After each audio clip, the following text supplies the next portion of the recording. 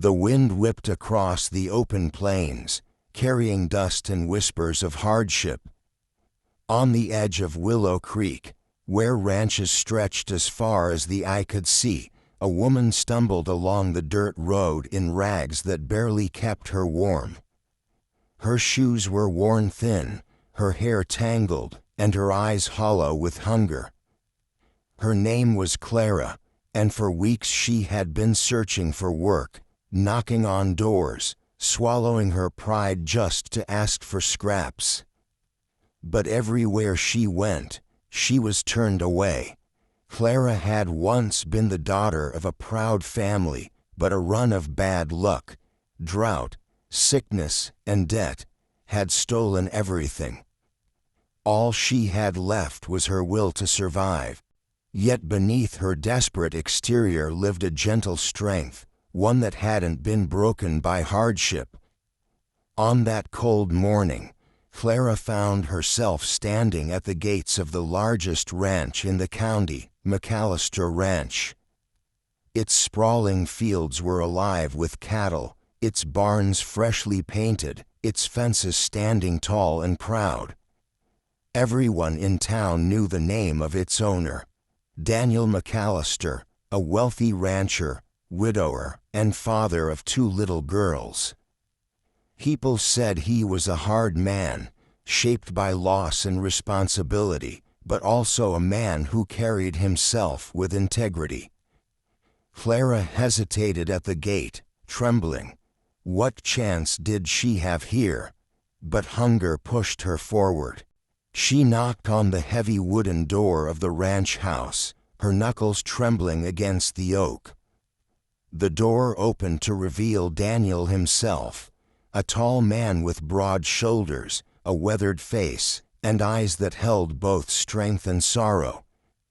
His gaze swept over Clara's worn dress, her bare hands, and the quiet desperation etched into her features. "Sir," Clara whispered, lowering her eyes. "Please, I'll scrub floors, wash dishes, mend clothes. I'll work for food, anything. Just don't turn me away." Daniel didn't speak at first. His silence was heavy, as though he was weighing more than just her words. Then, instead of sending her off to the kitchen, he asked something Clara never expected. "Do you love children?" The question startled her. "Children?" Daniel's voice softened, though it still carried the weight of command. "My girls. They need someone patient, someone kind. Their mother's been gone a year, and I've done what I can. But they need more than I can give." His eyes locked with hers. "Will you be the mother my girls need?" Clara's breath caught. She had expected rejection, maybe pity at best, but not this. Her lips parted, yet words failed her. How could she explain that she had no family, no home, no future to offer anyone? That she had come only seeking a crust of bread, not a place in someone's heart. "Sir," she whispered, her voice breaking, "I came here in rags, begging for work. Why would you trust me with something so sacred?" Daniel studied her for a long moment. "Because sometimes," he said slowly, "those who have lost the most know best how to give." His words struck her like a lightning bolt. In that instant, Clara's tears spilled freely. She nodded, not with pride, but with humility. And so it began. Clara stepped into the McAllister home that day not as a servant, but as a caretaker. The girls, Anna and Rose, were shy at first. Anna was 8, quiet and thoughtful, while little Rose, only 4, clung to her father's leg with wide, watchful eyes. Clara approached them gently, offering a warm smile and hands that had known both hardship and tenderness. It wasn't easy, At night, Anna still cried for her mother, and Rose sometimes woke screaming from dreams she couldn't describe. Daniel, strong as he was, often sat outside their door, powerless to soothe them. But Clara, patient, gentle Clara, would sit beside their beds, brushing hair from their foreheads, humming lullabies she hadn't sung in years. Slowly, the girls began to lean on her, reaching for her hand when fear crept in, running to her with scraped knees and whispered secrets. For the first time in months, laughter returned to the ranch. Daniel watched this transformation quietly. He noticed the way Clara's presence softened the edges of his daughter's grief, the way the house felt less hollow, more alive. But what he didn't expect was the way it softened him, too. He had walled off his heart since his wife's death, burying himself in work and duty. Yet now, he found himself lingering at the dinner table just to hear Clara's voice, or pausing in the fields to watch her play with the girls. Still, doubts haunted Clara. She was no lady of means, no polished matron. She was a woman in rags, hatched together by survival. What right did she have to stand in this family's place? One evening, she confessed her fears to Daniel. "I'm not enough," she whispered as they stood on the porch, watching the sun sink behind the hills. "I don't belong in their world." Daniel turned to her, his gaze steady. "Clara, you don't need fine clothes or riches to be a mother. You need a heart willing to love them. And I've seen the way they look at you. They've already chosen you." Tears filled her eyes again. It was true.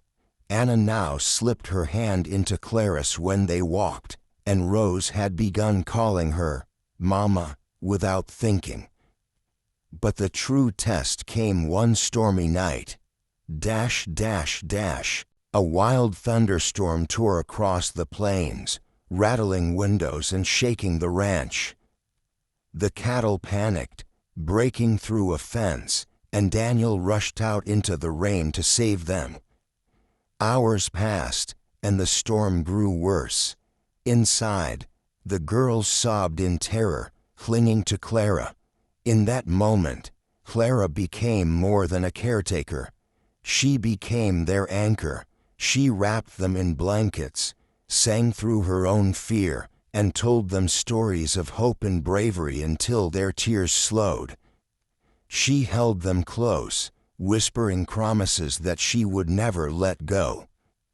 When Daniel returned, soaked, exhausted, but triumphant, he found his daughters asleep in Clara's arms by the fire, their little faces peaceful at last. Something inside him broke open then. He saw not just a woman in rags, but the missing piece his family had been aching for.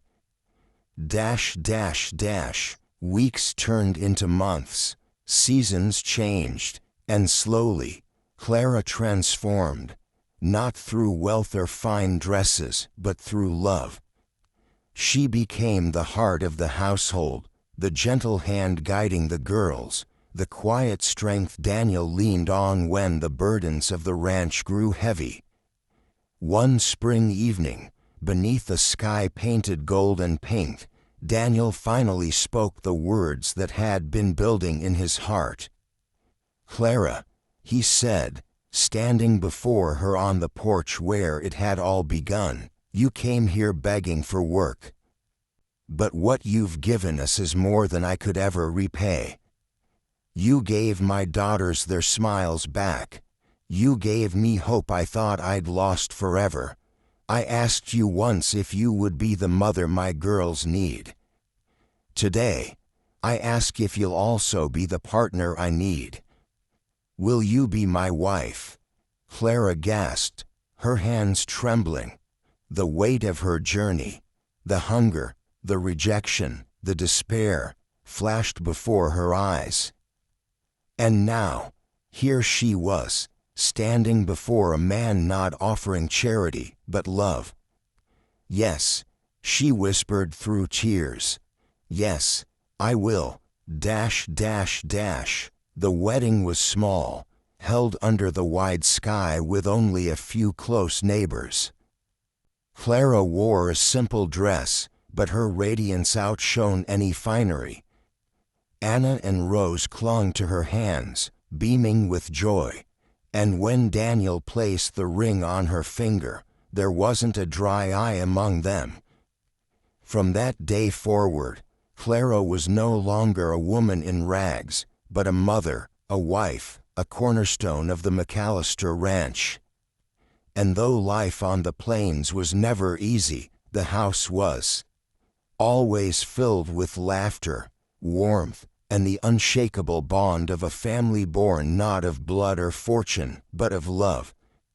Dash, dash, dash. Clara's story spread quietly through the county, whispered from one farmhouse to another. People no longer saw her as the beggar at their gates, but as living proof that kindness could change everything. That sometimes, the richest gift a person can give isn't wealth or power, but a place to belong.